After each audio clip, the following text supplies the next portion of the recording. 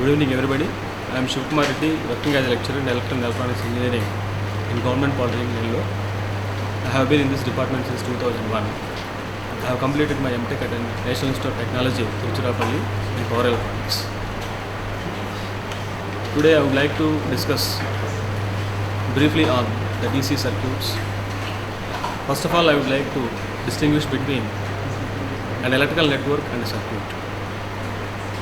An electrical network can be defined as it's a combination of some sources and elements like resistances, inductances and capacitances. But circuit is also can be defined in the same way, but the only difference is it should have at least one closed path for the flow of current. Hence, we can say that all circuits can be considered as networks, but all networks may not be circuits. And if you go for the DC circuits, there are so many methods to simplify the DC circuits. Like you can implement Ohm's law to simplify the circuit, DC circuits, or we can go for series parallel configuration methods, and we can implement Kirchhoff's laws.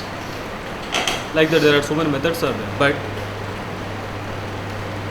the network theorems are going to play an important role in order to simplify the DC circuits. Among them, I would like to discuss the maximum power transfer theorem, which is going to deal with the condition of the circuit at which the power is going to be transferred is maximum. We know that power is going to be dependent on the magnitude of the resistance which is connected in the circuit, and as the load resistance varies, the power transfer to it is also varies.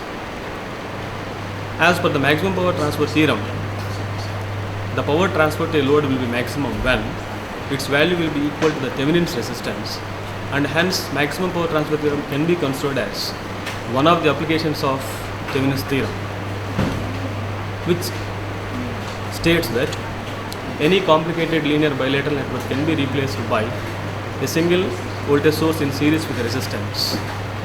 That single voltage source is known as Thevenin's voltage, and the series resistance is known as Thevenin's resistance. Here, the Thevenin's voltage can be calculated by open circuiting the branch where we need to find out the response.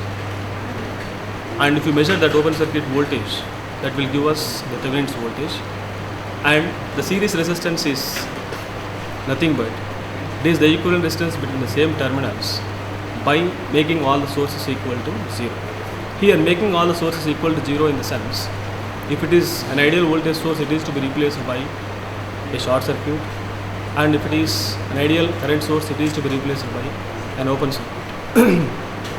After evaluating these two parameters, we need to construct a Thevenin's equivalent, and the maximum power transfer to the load is given by V Thevenin square divided by 4R, where R is known as Thevenin's resistance. Thank you very much.